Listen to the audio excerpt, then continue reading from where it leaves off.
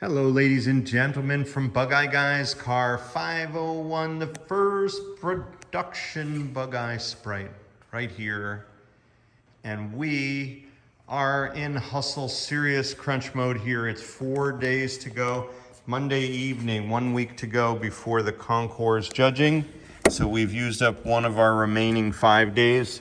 And what a busy day it was, because basically this car is ready to depart and ready to be judged.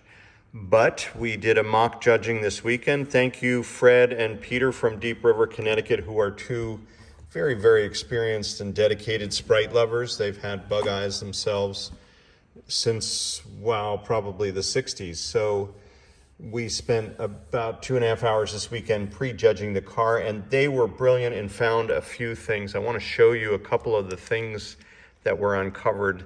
Partly because it's cool, and partly because it kind of accurately explains the crazy, insane world of Concours national judging. And so let's get started with what we found. This is the correct screw for the cockpit trim. There are roughly 20 of them, 30 of them around the car. They hold the side pieces on, but they're of course most visible right in front of you. And this is the way we had it on Saturday when we prejudged it. And basically you have a little thicker material because the original vinide really isn't available. So this is a beautiful job, but it forced the screw a little bit more inset. So we really needed to raise these out, which we've done today. We've, well, I don't need to tell you how we did it, but we've spaced these so that they now are flush the way the originals would be, and this was how we had it, which of course when you see it, you can see that's just not as nice. So that's one thing that we've fixed. And again, you know, honestly, whether the judge is, remember we're facing 2 hours of judging with 4 people.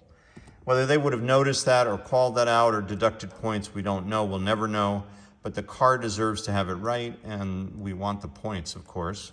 So this is what we did. Now, the other thing that I think is really cool, if you look closely at the screw, I hope you can see it. It actually has little tick marks like a posi screw would have, but the original screw has these radial indentations. If you can see them, they're not all equally visible, but they are little radial ticks. Maybe one of these will be better. There we go. Hopefully you can see it on that one. The little hash marks indented into the screw head are radial. Talk about details, my gosh. Pretty amazing, but that's what we did. We prepared and finished, refinished, media blasted, massaged into shape all of these screws. So now we have the correct original anodized trim bars and the correct hardware. These are just, I'm getting all these emails from people. Are you sure that's right? These are wrong. These are just here to protect when we put the side curtains on. But you know, it's the same with this blanket. It's just protecting the beautiful interior while we work on it. So there's a bunch of protective stuff still in place. But when it all comes off, and I'll show you at the end of the week, it's all gorgeous. Another thing we did today, this door lever was canted in. You might see it in some of our old photos. They were meant to be, you know, parallel with the door. So now we have that. We've also restored that door latch in the process. So many things, all these last minute details trying to claim more points. Other things that we uncovered courtesy of Peter and Fred. And I've seen many of these fuse boxes with slotted screws, but these are actually the original correct screws for the fuse boxes. These, this is the type that will go in there. So we'll make that change. And another really interesting thing is we've got our heater box. I just got an email from someone calling out the same thing. We've got it secured with hex nuts, and I believe they were Phillips head screws. We are going to change them to Phillips head screws because the Concours guide standards calls them out. You see those 2 screws right there holding down the base of the heater box right in the center of your screen now.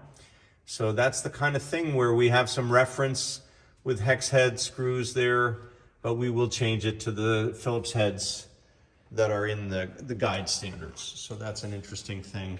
Other things, well, there are actually a lot of other things. I don't have time to share them all with you. One of them is this wiper motor. We had a black wiper motor. I did get another email this evening where someone called out the same thing. I believe the original ones, we've seen them in hammer tone like this and also in black, but the Concours standards call out hammer tone, so that's the new wiper motor that will go in place. You need this red wire. Of course, this is the parking mechanism, and if you haven't seen it in our other videos, this is the early parking lid that went on this first generation of motors. This is 657. It's early enough to have gone into the winter of 1958, the early 58 cars. This would be a plausible 57 wiper motor, so the date lines up. But this twisty dome is different on the early motors. So that's the correct motor, the correct color, the correct wire, the correct date. Wow. All that just in a wiper motor, people. Pretty insane.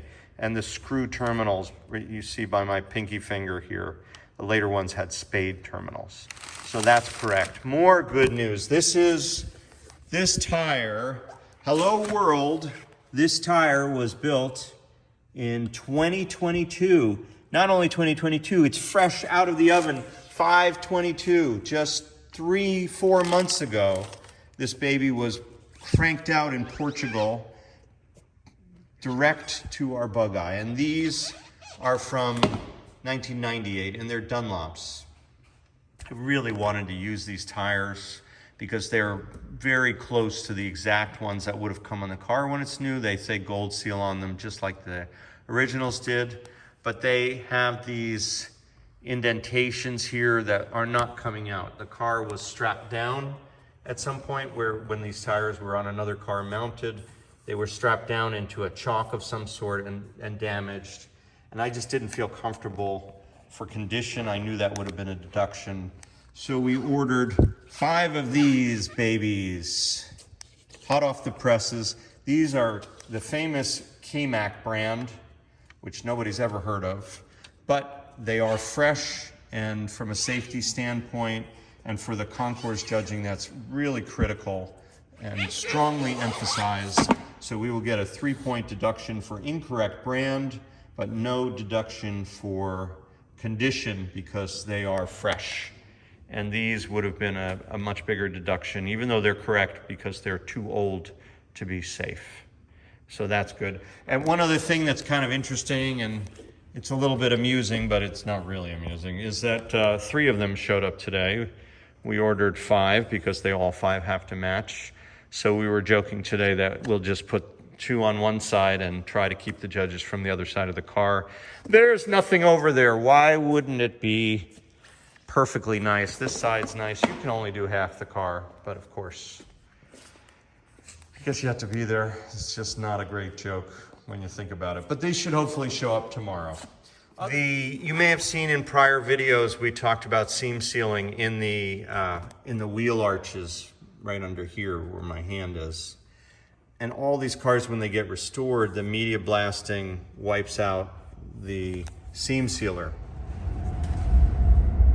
So here's a perfect example. You have this really beautifully restored, this is the outside of the driver's footwell, and it needs to be sealed along this flange, just like so, and kind of made to look a little bit less elegant.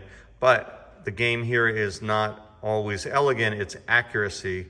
And in order to recreate the way the factory produced this car, we will goop this up and make it less attractive, but much more accurate. So there you have it. That's today's review. We are definitely pushing hard. We have limited time, and we want to grab whatever accurate little details we can before we load this into a trailer and take it to the Poconos, to a resort where we will have the International Austin Healey Club meet, and this car will be judged for its Concours accuracy. Stay tuned from Bugeyeguys.